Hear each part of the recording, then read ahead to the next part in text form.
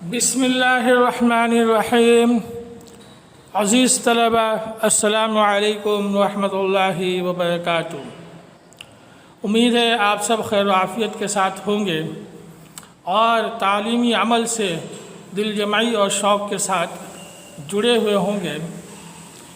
عزیز طلبہ، نئے سبق کے ساتھ حاضر خدمت ہیں۔ آج کا سبق نہرو رپورٹ سے متعلق ہے۔ سب سے پہلے ہم پس منظر دیکھ لیتے ہیں۔ تحریک ترک موالات اور تحریک عدم تعاون ختم ہوئی۔ یہ دو تحریکیں ہیں جن میں کانگریس اور مسلم لیگ دونوں کے رہنما شریک ہوئے، شامل تھے۔ دوسری طرف ہندو لیڈروں نے پوری شدت کے ساتھ سنگھٹن تحریک شروع کر کے ہر طرف مسلمانوں کے خلاف اشتعال پیدا کرنا شروع کر دیا۔ جب تحریک ترک موالات اور تحریک عدم تعاون یعنی سول نافرمانی کی تحریک ختم ہوئی تو ہندو لیڈران نے اپنے راستے کو الگ کرنے کے ساتھ اپنی ایک تحریک شروع کی جس کا نام سنگھٹن تحریک تھا۔ یوں یہ بات واضح ہو گئی کہ ہندوؤں اور مسلمانوں کے راستے الگ ہیں۔ یہ کانگریس ہی تھی جو متحدہ قومیت کا لاگ الاپتے تھے اور مسلمانوں کی فلاح و بہبود کا دم بھرتے تھے۔ انہوں نے کھلم کھلا اپنے ظاہری نظریات کے خلاف مسلمانوں کو ہندو بنانے کا کام شروع کر دیا تھا۔ اس کا نتیجہ یہ ہوا کہ کانگریس کی مسلم دشمنی کھل کر سامنے آنے لگی اور مسلمان کانگریس سے الگ ہونے لگے۔ صرف صوبہ سرحد کے مسلمان کانگریس سے وابستہ رہے کیونکہ وہ اب تک کانگریس کی فرعونیت سے واقف نہیں ہوئے تھے۔ 1919 عیسوی میں جو اصلاحات ہندوستان میں نافذ کی گئیں ان سے نہ کانگریس اور نہ ہی مسلم لیگ خوش تھی، اس لیے ہر طرف سے آوازیں بلند ہونے لگیں کہ مزید اصلاحات کی جائیں۔ انگریزوں نے 1919 عیسوی میں اصلاحات نافذ کی اور ہندوستان کی ترقی کے لیے اعلانات کیے گئے، لیکن ان اصلاحات اور اعلانات سے کانگریس اور مسلم لیگ دونوں کے رہنما خوش نہیں تھے۔ یہی وجہ ہے کہ ہندوستان میں آوازیں اٹھنے لگیں کہ مزید اصلاحات کی جائیں۔ مسلمان یہ چاہتے تھے کہ ان کے مذہب، تہذیب و تمدن کو زیادہ سے زیادہ تحفظ دیا جائے۔ ہندو اپنے لیے مزید حقوق کے مطالبات کر رہے تھے، اس لیے تمام پارٹیوں کی طرف سے ایک کمیٹی تشکیل دی گئی جس کا کام یہ تھا کہ وہ آئندہ دستوری اصلاحات، آئینی اصلاحات کے لیے لاہ عمل پیش کرے۔ اس کمیٹی نے اپنی سفارشات پیش کیں جن کو نہرو رپورٹ کے نام سے یاد کیا جاتا ہے۔ نہرو رپورٹ کی سفارشات کچھ یوں تھیں۔ نمبر 1، جداگانہ طریقے انتخاب ختم کر کے مخلوط طریقے انتخاب اختیار کیا جائے، یعنی ہندوستان کی جو مختلف قومیں ہیں وہ الگ الگ اپنے نمائندے منتخب نہ کریں بلکہ مخلوط طور پر انتخابات کا عمل ہو اور سب مل کر اپنے لیے نمائندے منتخب کریں۔ جنوبی ہندوستان میں ایک نیا صوبہ بنایا جائے۔ اسی طرح نمبر 3، ہندی کو ملک کی سرکاری زبان قرار دیا جائے۔ نمبر 4، نہرو رپورٹ کے ذریعے میثاق لکھنؤ کی رپورٹ کو بھی ختم کر دیا گیا۔ سندھ بلوچستان کے الگ الگ صوبے بنائے جائیں۔ نمبر 6، مسلم اکثریت والے صوبوں میں مسلم نشستیں کم کر دی جائیں۔ نمبر 7، وحدانی طرز حکومت اپنایا جائے، یعنی مرکزی طور پر طرز حکومت کو اختیار کیا جائے۔ پنجاب و بنگال میں مسلمانوں کو اکثریت نہیں ملنی چاہیے اور ان کی مخصوص نشستیں ختم کر دی جائیں۔ اسی طرح مرکزی حکومت وزیر اعظم کے علاوہ 6 وزیروں پر مشتمل ہو جن کا تقرر گورنر جنرل خود کرے۔ یوں مزید یہ کہ کل آبادی کا 10% مسلم آبادی والے صوبوں میں ان کی آبادی کے تناسب سے نشستوں کا تحفظ کیا جائے۔ یہی وہ تمام سفارشات تھیں جو نہرو رپورٹ میں پیش کی گئیں۔ چنانچہ ان سفارشات کا مطالعہ کرنے کے بعد یہ بات بالکل واضح ہو جاتی ہے کہ چند ایک سفارشات کے علاوہ باقی تمام سفارشات مسلمانوں کے مفادات کے بالکل منافی تھیں۔ ہندوؤں نے نہرو رپورٹ کے ذریعے مسلمانوں کو ایک اور صدمہ پہنچایا اور ان کے مفادات پر کاری ضرب لگائی۔ یہ رپورٹ جب منظر عام پر آئی تو مسلمان بہت بددل و مایوس ہوئے، کیونکہ نہرو رپورٹ نہایت تعصب پر مبنی رپورٹ تھی۔ اس میں مسلمانوں کی کوئی حیثیت واضح نہیں کی گئی تھی اور اس میں مسلمانوں کی نمائندگی نہ ہونے کے برابر تھی۔ بات دراصل یہ تھی کہ ہندو ہمیشہ سے اس بات کے خواہاں تھے، کوشش میں تھے کہ مسلمانوں پر اپنا تسلط قائم کر کے انہیں اپنا غلام بنا لے۔ چنانچہ ان کے خیال میں نہرو رپورٹ کے ذریعے اپنے اس مقصد میں کامیاب ہو سکتے تھے، لیکن ہندوؤں کا یہ خواب ہی رہا اور مسلمانوں نے اس رپورٹ کو پوری شدت کے ساتھ رد کر دیا۔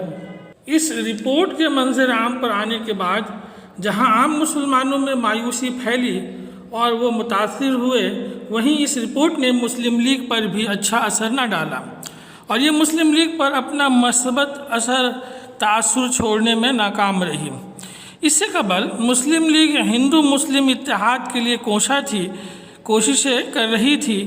اس کی یہی کوشش اور خواہش تھی کہ کسی طرح ہندو مسلم اتحاد قائم ہو جائے، لیکن اس رپورٹ نے مسلم لیگ کی اس کوشش کو درہم برہم کر دیا، اس پر پانی پھیر دیا۔ دوسری طرف اس رپورٹ نے میثاق لکھنؤ کو بھی شدید متاثر کیا اور مسلمانوں کی ساری کوششیں خاک میں ملا دی جو وہ ہندو مسلم اتحاد کے سلسلے میں کرتے رہتے تھے۔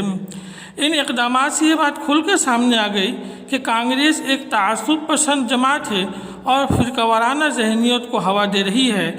اس کا یہ دعویٰ کہ وہ ہندوستان کی نمائندہ جماعت ہے، واحد نمائندہ جماعت ہے، غلط ہے۔ یہ صرف ہندوؤں کی جماعت ہے اور ہندوؤں کے مفادات کا تحفظ کرتی ہے اور کرنا چاہتی ہے۔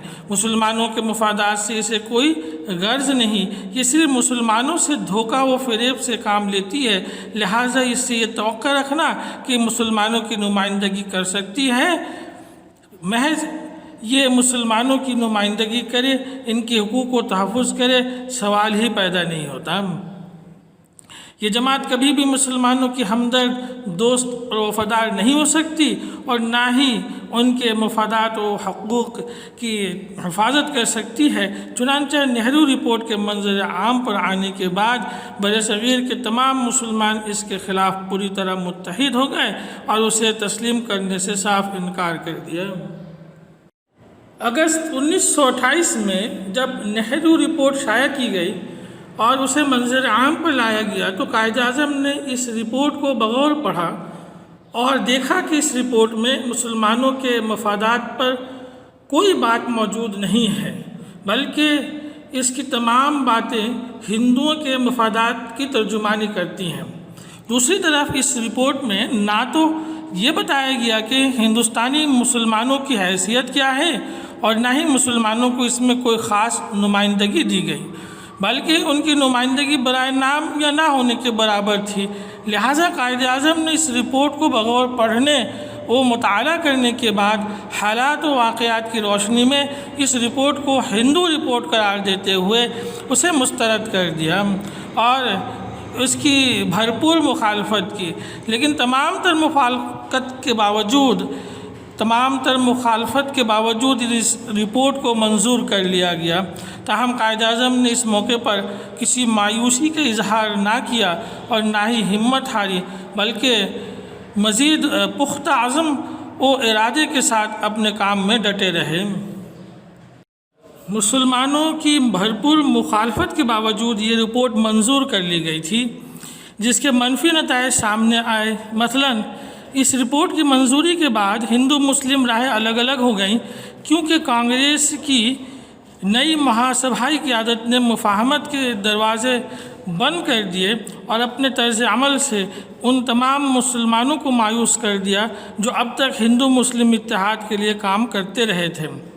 نہرو رپورٹ کے بعد ہندوستان کے مسلمانوں اور ہندوؤں کے درمیان سیاسی و سماجی تعلقات کی خلیج مزید وسیع و گہری ہو گئی۔ اس رپورٹ نے مسلمانوں کے حقوق کو یکسر پامال کر دیا، جس سے مسلمان ہندوؤں سے بدظن ہو گئے۔ مسلمانوں کو سیاسی تحفظ دیے بغیر جداگانہ طریقے انتخاب کو ختم کرنے کی سفارش کر کے مسلمانوں کے مفادات پر کاری ضرب لگائی گئی۔ ہندوؤں کی مکاری مصدقہ انداز میں سامنے آئی۔ مسلمانوں کو اب یہ سوچنا پڑا کہ ہندوؤں کے خلاف باقاعدہ ایک پلیٹ فارم تیار کرنا چاہیے۔ یوں مجموعی طور پر یہ رپورٹ مسلم دشمنی پر مشتمل تھی۔ یہی وجہ ہے کہ اس رپورٹ کے بارے میں مولانا محمد علی جوہر نے تو یہاں تک کہہ دیا تھا کہ نہرو نے یہ رپورٹ پیش کر کے مسلمانوں کو غلام بنانے اور ہندو تسلط کو مضبوط کرنے کے لیے سب سے مؤثر ہتھ کنڈا استعمال کیا ہے۔ عزیز طلبہ، آپ سے گزارش ہے کہ آپ اس سبق کو ایک نوٹ کی شکل دیجیے اور اپنے رجسٹر پر تحریر کر لیں۔ عنوان رکھیں نہرو رپورٹ نوٹ، یعنی آپ نہرو رپورٹ پر ایک مختصر نوٹ تحریر کریں گے۔ اس کے لیے آپ اس لیکچر سے مدد لیجیے، کتاب سے بھی مدد لے سکتے ہیں۔ امید ہے آپ یہ نوٹ اپنے رجسٹر پر لکھ لیں گے۔ عزیز طلبہ، اگلے سبق کے ساتھ پھر حاضر خدمت ہوں گے۔ آپ سب کا بہت بہت شکریہ۔ السلام علیکم ورحمۃ اللہ۔